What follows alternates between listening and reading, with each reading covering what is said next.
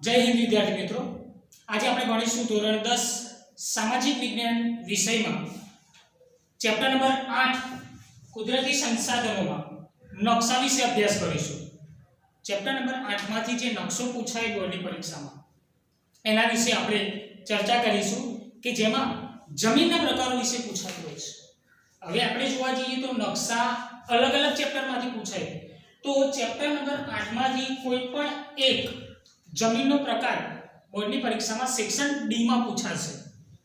Section D માં તમને ખબર છે કે નકશા પૂછાય અલગ અલગ ચેપ્ટરમાંથી, જેમ કે ચેપ્ટર નંબર 8 માંથી, ચેપ્ટર નંબર 9 માંથી, ચેપ્ટર નંબર 13 માંથી અને ચેપ્ટર નંબર 10 માંથી આ વખતે બોર્ડની પરીક્ષામાં નકશો પૂછાશે। તો જે ચેપ્ટરો નકશાના છે એમાંથી એક વિગતો એમાંથી લેવામાં આવી હશે, જેમ કે ચેપ્ટર નંબર 8 માંથી જમીનના પ્રકારોમાંથી કોઈ પણ એક જમીનનો પ્રકાર તમારે નકશામાં દર્શાવવાનો કીધું હશે। આપણે આગળ નકશાના જે લેક્ચરો જોયા છે એમાં તમે સમજ્યા હશે, જેમ કે આપણે 13મા ચેપ્ટરનો નકશો જે સમજાયો એમાં ઉદ્યોગો વિશે જોયું, 10મા ચેપ્ટરમાં આપણે જે નકશો સમજ્યા એમાં આપણે ખેતીના પાકો વિશે જોયું, 9મા ચેપ્ટરમાં જે આપણે નકશો છે જોયો એમાં આપણે અભયારણ્યો અને રાષ્ટ્રીય ઉદ્યાનો વિશે અભ્યાસ કર્યો। તો આપણે હવે 8મા ચેપ્ટરમાં જે જમીનના પ્રકારોનો નકશો છે એને આપણે તમે બોર્ડની પરીક્ષામાં પૂછાય તો તમે કઈ રીતે નકશામાં વિગતો પૂરશો એના વિશે આજે આપણે સમજૂતી મેળવીશું। તો જો પેજ નંબર 62 જુઓ, ચેપ્ટર નંબર 8 માં પેજ નંબર 62 ઉપર ટેક્સ્ટ બુકમાં નકશો આપેલો છે।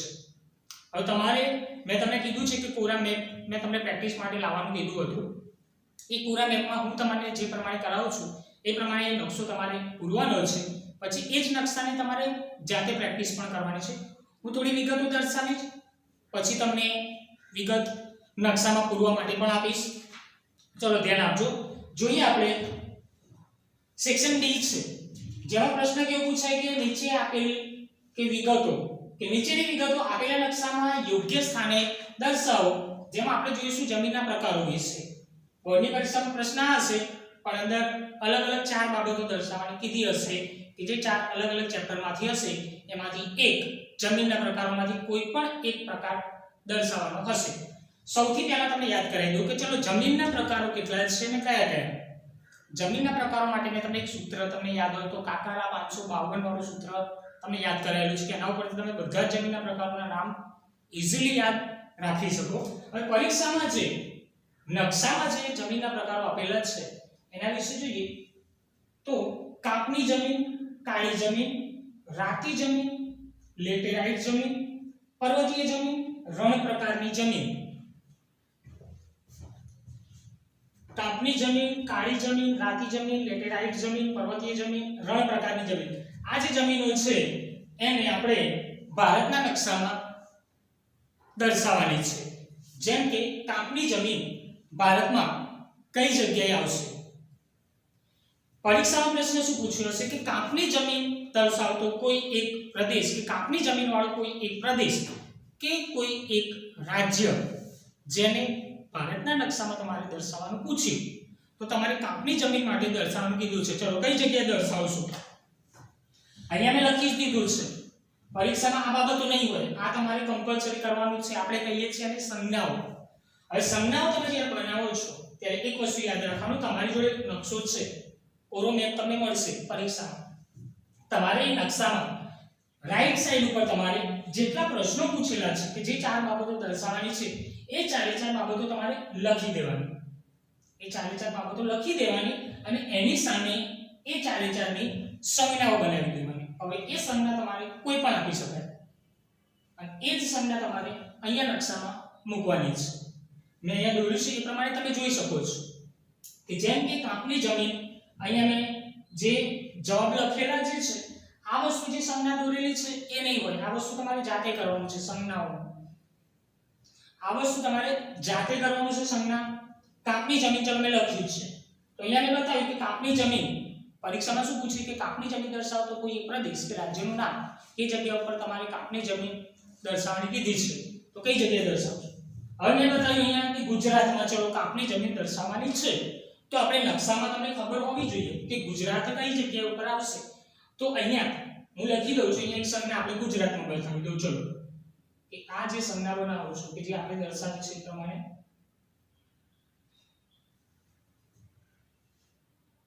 ગુજરાતમાં બતાવી દીધી. અહીંયા લખી દઉં કાપની જમીન.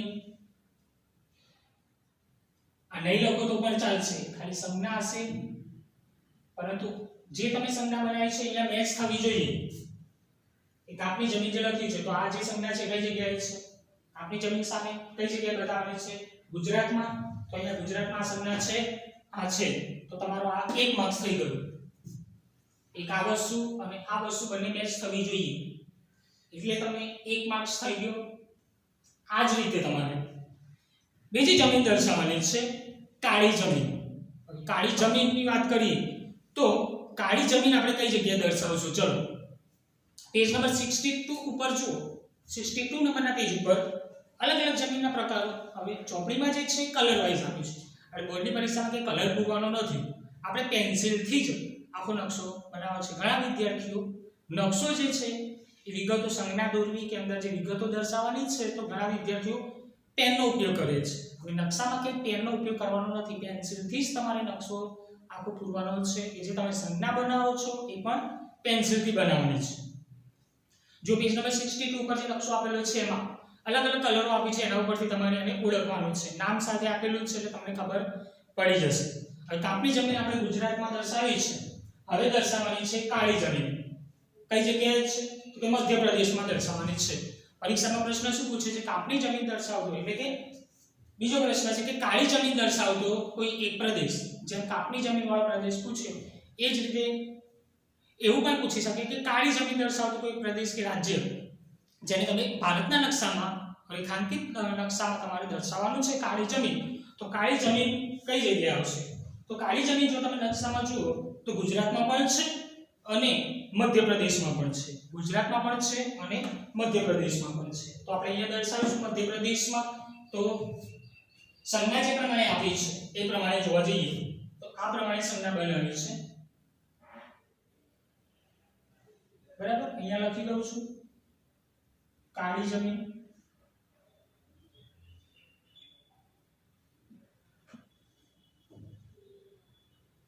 હવે કાળી જમીન અહીંયા ગુજરાતમાં પણ છે તો અહીંયા આપણે એક સંજ્ઞા બનાવી દઈએ.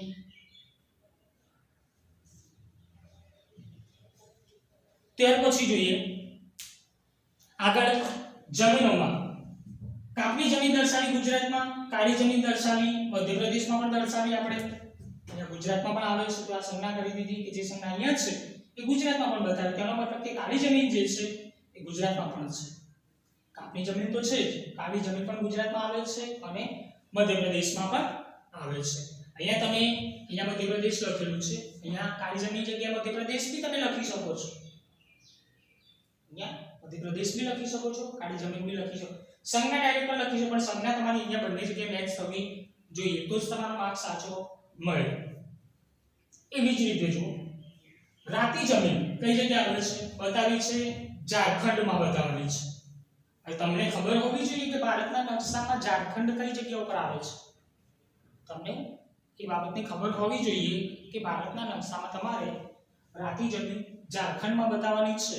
રાતી જમીનનો કોઈ પ્રદેશ દર્શાવવાનો કીધો છે તો તમે ઝારખંડ. હવે તમે ટોટલી આટલી વિગતો જો તૈયાર કરશો તો પરીક્ષામાં ગમે તે જમીન પૂછાશે, તમે આટલા સ્થાન મોઢે કરી દેજો કે કઈ જગ્યાએ છે એ પણ કરશો તો પણ તમારે પરીક્ષામાં જમીનના પ્રકારમાં કોઈ પણ પ્રકાર પૂછ્યો હશે તો તમે આટલી વિગતો જો તૈયાર કરશો તો તમારો માર્ક્સ આ ચેપ્ટરમાંથી નકશામાંથી કંઈ કપાશે નહીં. રાતી જમીન બતાવવાની છે આપણે ઝારખંડમાં. કઈ જગ્યાએ બતાવીશું? ઝારખંડમાં રાતી જમીન. તો સંજ્ઞા આપી છે એ પ્રમાણે જોવા જઈએ આપણે તો રાતી જમીન બતાવવાની છે તો ત્રિકોણ બનાવેલો છે આ રીતે. અહીંયા લખી દઉં છું રાતી જમીન. અહીંયા તમે ઝારખંડ બી લખી શકો છો. અહીંયા ઝારખંડ રાતી જમીન એ પણ લખી શકો. અહીંયા નીચે લખ્યું છે એટલે ઉપર નહીં લખો તો ચાલશે, પરંતુ સંજ્ઞા તમારી જે બતાવી છે રાતી જમીનની ત્રિકોણ બનાવે છે તો અહીંયા ત્રિકોણ. આ ત્રિકોણની જગ્યાએ તમે ગમે તે સંજ્ઞા બનાવી શકો છો બીજી કોઈ પણ. ત્યાર પછી આગળ જોઈએ લેટેરાઇટ જમીન. હવે લેટેરાઇટ જમીન જે છે ભારતમાં પરીક્ષામાં પૂછે કે લેટેરાઇટ જમીન દર્શાવતો કોઈ એક પ્રદેશ કે રાજ્યનું નામ કે રાજ્ય કે જે તમે ભારતના નકશામાં તમારે દર્શાવવાનું છે. તો લેટેરાઇટ જમીન તમારે ભારતમાં કઈ જગ્યાએ દર્શાવવાની છે? તો અહીંયા મેં લખ્યું છે, ચાલો કે આપણે ગોવામાં દર્શાવીશું. પરીક્ષામાં ગોવા આપેલું નહીં હોય, તમારે જાતે દર્શાવવાનું છે. અહીંયા તો મેં ખાલી લખ્યું છે એટલે પરીક્ષામાં આવી કોઈ સંજ્ઞા હશે એટલે તમારે જાતે આ પ્રમાણે દર્શાવવાનું છે. કોઈ પણ એક હશે, પાછું બધું નથી દર્શાવવાનું, જે પૂછ્યું હોય એ જ. લેટેરાઇટ જમીન ગોવામાં આપણે દર્શાવવાની છે. તો લેટેરાઇટ જમીન ગોવામાં ક્યાં આવશે? નીચે આવશે. ગોવામાં દર્શાવી દઈએ લેટેરાઇટ જમીન. જે સંજ્ઞા બનાવી છે એ પ્રમાણે ચોરસ બનાવ્યું છે આપણે આ પ્રમાણે, રાઈટ. હવે અહીંયા લખી દઈએ લેટેરાઇટ જમીન.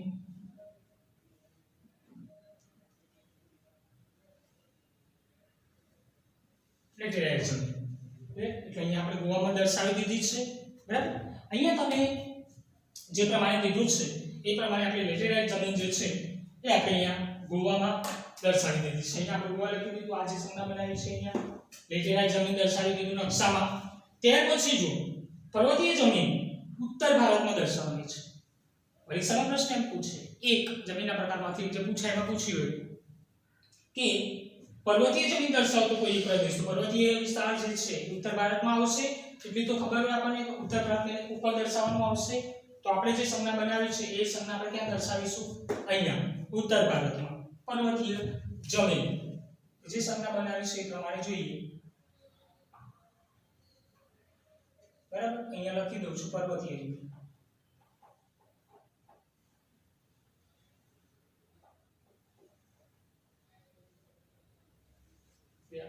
પર્વતીય જમીનની જે સંજ્ઞા બનાવી છે એ આપણે સંજ્ઞા અહીંયા ઉત્તર ભારતમાં દર્શાવી. એ બાદ આ વસ્તુ બતાવે છે કે પર્વતીય જમીન ભારતમાં એટલે કે ઉત્તર ભારતમાં આ જમીન દર્શાવેલ છે. એના પછીની જમીન જે છે એ રણ પ્રકારની જમીન છે. હવે રણ પ્રકારની જમીન તો આપણને ખબર છે કઈ જગ્યાએ આવે રણ, તો રાજસ્થાનમાં દર્શાવવાનું થશે. તો રણ પ્રકારની જમીનમાં આપણે ત્રિકોણ, પણ આ કેવું ત્રિકોણ છે? જો આ પ્રકારની ત્રિકોણ બનાવ્યું છે, તમે એ સિવાય પણ દોરી શકો છો. તો આ જે વસ્તુ બતાવી છે એને આપણે રાજસ્થાનમાં રણ પ્રકારની જમીન દર્શાવવાની છે. તો આપણે અહીંયા જોઈશું કે રાજસ્થાનમાં આપણે રણ પ્રકારની જમીન દર્શાવવાની છે.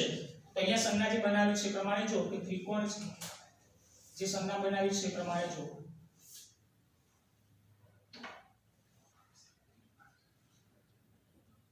અહીંયા લખી દઉં છું રણ પ્રકારની જમીન. રણ પ્રકારની જમીન,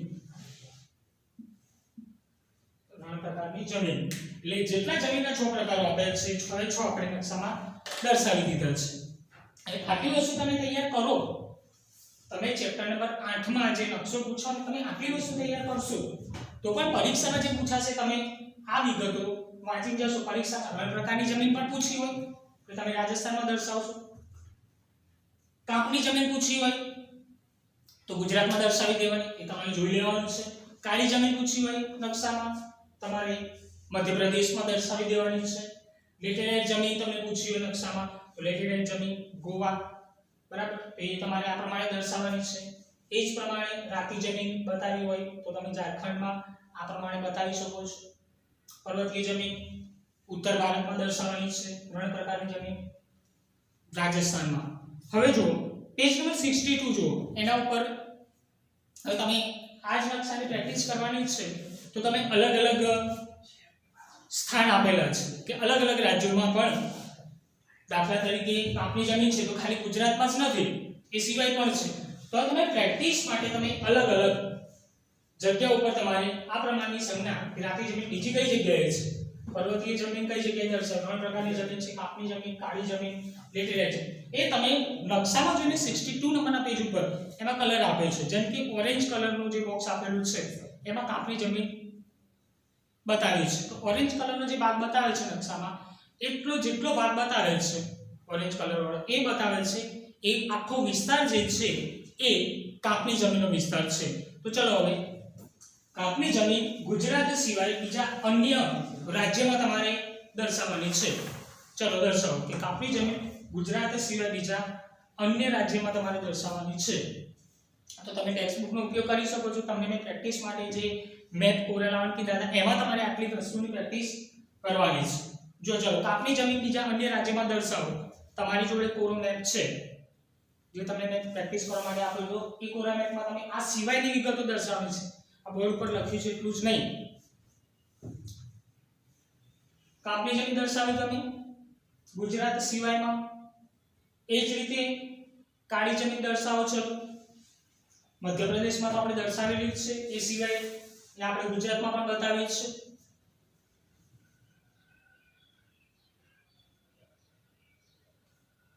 ત્યાર પછી રાતી જમીન વિશે અલગ અલગ તમે પેજ નંબર 62 ઉપર નકશો જે આપેલો છે એનો ઉપયોગ તમે કરી શકો છો. જો ચાલો અલગ અલગ રીતે રાતી જમીન પણ દર્શાવો. ચલો રાતી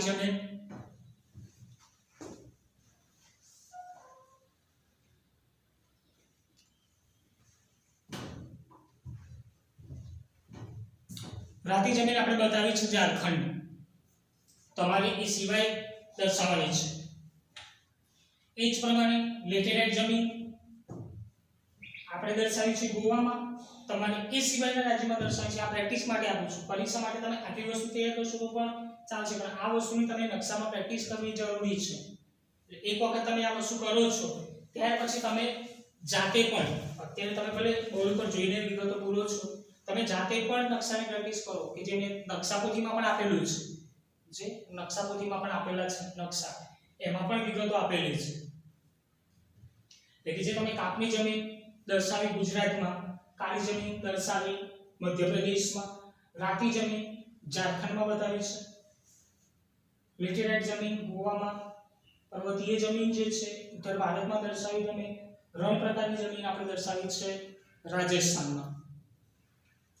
હવે જો 62 નંબરના પેજ ઉપર કાપની જમીન ઓરેન્જ કલરનો જે ભાગ આપ્યો છે એ આખો વિસ્તાર શું બતાવે છે? કાપની જમીન બતાવે છે.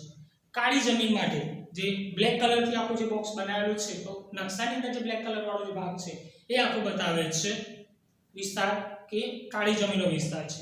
રાતી જમીન માટે રેડ કલર બતાવેલો છે કે આખો જે રેડ કલરનો જે ભાગ છે કે જે રાજ્યો છે બધા જ રાજ્યો જે છે રાતી જમીન વાળા છે. લેટેરાઇટ જમીન માટે ગ્રીન કલર વાળો જે ભાગ બતાવે છે ટોટલી લેટેરાઇટ જમીન છે. પર્વતીય જમીન માટે જે કથ્થઈ કલર કે જે ચીકણી કલરનો ભાગ બતાવે છે પર્વતીય જમીન છે. રણ પ્રકારની જમીનમાં આસમાની કલર કે સ્કાય કલર વાળો જે ભાગ બતાવે છે એ રણ પ્રકારની જમીન છે. એક વસ્તુ ખાસ કે આમાં કલર આપેલા છે, આપણે પરીક્ષામાં કોઈ જગ્યાએ કલર કે સ્કેચ પેન કે કલરનો ઉપયોગ કરવાનો નથી. આ તો તમને ઓળખવા માટે આપેલું છે. કલર જે છે એ તમને ઓળખવા માટે રાજ્યોનો અલગ અલગ કલર, તો તમારે તો પેન્સિલનો જ ઉપયોગ કરવાનો છે નકશામાં. ખાસ યાદ રાખજો, ઘણા વિદ્યાર્થીઓ નકશામાં સંજ્ઞા દોરે છે કે જે વિગતો દર્શાવે છે એમાં ઘણા વિદ્યાર્થીઓ પેનથી નકશો પેલા વિગતો દર્શાવે, સંજ્ઞાઓ જે લખે છે એ પણ પેનથી દર્શાવે, પણ પેનથી જો કર્યો છે તેના માર્ક્સ મળશે નહીં. આખા નકશામાં તમારે પેન્સિલનો જ ઉપયોગ કરવાનો છે. તમે સંજ્ઞા બનાવો છો એ પણ પેન્સિલથી, અંદર તમે જે વિગતો દર્શાવો છો એ પણ તમારે પેન્સિલથી જ દર્શાવવાની છે.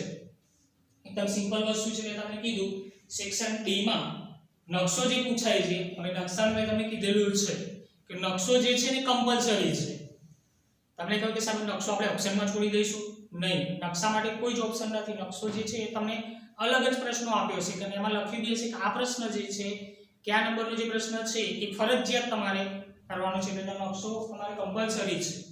પ્રશ્નોના તો તમને ચાલો ઓપ્શન મળશે તો તમે એને ઓપ્શનમાં જે પ્રશ્ન ગમે તે આપેલામાંથી એ લખી નાખશો. ચાલો આ વખતે બેનિફિટ છે તો નકશો ખાસ યાદ રાખજો. અને એકદમ સિમ્પલ વસ્તુ છે કે જેટલી પણ 4 વસ્તુ તમને નકશામાં પૂછી હોય એ વસ્તુ તમારે રાઈટ સાઈડ ઉપર નકશામાં તમારે એના નામ લખી જ નાખવાના. પછી એ જે લખો છો તમે પ્રશ્નો કે જે તમે દર્શાવવાના છે એ 4 લખી દો, તો એ 4 ની સામે તમારે સંજ્ઞાઓ પણ બતાવી દેવાની ગમે તે. પછી એ સંજ્ઞા તમે દર્શાવો છો એ જ વસ્તુ તમારે અહીંયા નકશામાં મૂકવાની છે. એકદમ સિમ્પલ વસ્તુ છે. ઘણા વિદ્યાર્થીઓ નકશો જે પ્રમાણે તમને મળે છે એવો ને એવો નકશો પાછો પુરવણીમાં લગાવી દેશે, કોરો નકશો. એટલે કોરો નકશો મૂકે તો એના કઈ માર્ક્સ મળવાના નથી. નકશો તમે જો પૂરેલો હશે તો એના માર્ક્સ 1 કે 2 માર્ક્સ તો મળશે, પણ તમે કોરો નકશો આપશો એટલે શૂન્ય થઈ ગયું, માર્ક્સ 0 માર્ક્સ થઈ ગયું. 4 માર્ક્સમાંથી તમારો 0. નકશો જે આપેલો છે એમાં મેં તમને કીધું જે પ્રશ્નો આપે છે એની સંજ્ઞા બનાવી દો, એની સામે ગમે તે તમે સંજ્ઞા દોરી શકો છો, એને તમારે નકશામાં દર્શાવેલ છે યોગ્ય સ્થાને. જો તમને સ્થાન નથી ખબર કે ચલો ખબર જ નથી કે કઈ જગ્યાએ આવે છે તો તમે અહીંયા ગમે તે દર્શાવી દો તો માર્ક્સ તો મળશે. એક કે અડધો માર્ક કે તમે દર્શાવશો તો શૂન્ય માર્ક્સ તો નહીં આવે ને. એટલે જમીનના પ્રકારોમાંથી બોર્ડની પરીક્ષામાં ચેપ્ટર નંબર 8 માંથી કોઈ પણ એક વિગત દર્શાવવાની પૂછી હશે. એટલે ખાસ તમારે નકશાની પ્રેક્ટિસ કરવાની છે. બરાબર, પેન્સિલથી નકશો પૂરો એ ખાસ ધ્યાન આપો. પણ નકશાના માર્ક્સ જે છે એકદમ 4 માર્ક્સ એકદમ સિમ્પલ રીતે ઇઝીલી રીતે 4 માર્ક્સ મળે એમ છે. ખાલી પ્રેક્ટિસ કરવાની છે તમારે નકશાની. અને ચેપ્ટર વાઇઝ આપણે લેક્ચરો બનાવી દીધા છે કે એ ચેપ્ટરમાં નકશામાં આપેલી વિગતો પણ તમે જો તૈયાર કરશો તો પણ તમે આખો નકશો જે છે એ કમ્પ્લીટ કરી નાખશો. ખાસ વસ્તુ ધ્યાન રાખવાની છે કે પેન્સિલથી નકશો પૂરો. અને બીજી વસ્તુ કે આગળ જે લેક્ચરમાં જે આપણે નકશા જોયા છે હવે નકશાના જે ચેપ્ટર છે એમાં 10મું ચેપ્ટર, એક આવ્યું 8મું ચેપ્ટર, 9મું ચેપ્ટર અને 13મું ચેપ્ટર. આ 4 ચેપ્ટરોમાંથી નકશો પૂછાવાનો છે કે 4 માંથી એક બાબતો હશે. જેમ કે 10મા ચેપ્ટરમાંથી કોઈ એક ખેતીનો પાક હશે, 13મા ચેપ્ટરમાંથી કોઈ એક ઉદ્યોગ દર્શાવવાનો કીધું હશે, 9મા ચેપ્ટરમાંથી અભયારણ્ય હશે કાં તો રાષ્ટ્રીય ઉદ્યાન દર્શાવવાનું કીધું હશે અને 8મા ચેપ્ટરમાંથી કોઈ એક જમીનનો પ્રકાર તમારે દર્શાવવાનો પૂછ્યો હશે. એટલે વ્યવસ્થિત રીતે જે છે નકશાની જે આપણે લેક્ચરો નકશાના જે બનાવ્યા છે વ્યવસ્થિત રીતે જોવા અને જેટલા નકશા તમે કરો છો એ બધા જ નકશાની પ્રેક્ટિસ કરી લેજો. એટલે નકશાના જે 4 માર્ક્સ છે એ તમારે કંઈ કપાય નહીં. એટલે જે આપણે આજે નકશો જોયો છે એની તમારે પ્રેક્ટિસ એટલે આજે હોમવર્કમાં શું છે કે આપેલો નકશો આપણે જે શીખ્યા છે એની તમારે અલગથી પ્રેક્ટિસ. અત્યારે જે તમે નકશો મારી જોડે કર્યો છે તૈયાર કે અત્યારે જે બનાવ્યો છે નકશો એ સિવાય તમારે હોમવર્કમાં અલગથી મેં તમને પૂરા મેપનું કીધું હતું તે પૂરા મેપમાં તમારે આ વિગત આ ચેપ્ટરની હોમવર્કમાં અલગથી તમારે પ્રેક્ટિસ કરવાની છે. હવે પછી આપણે આગળના લેક્ચરમાં આપણે જે રિવિઝન જે આપણે જોઈ રહ્યા છે તેમાં આપણે આગળના ચેપ્ટરનું રિવિઝન એના વિશે આપણે અભ્યાસ કરીશું. નવા ચેપ્ટર સાથે મળીશું. Thank you.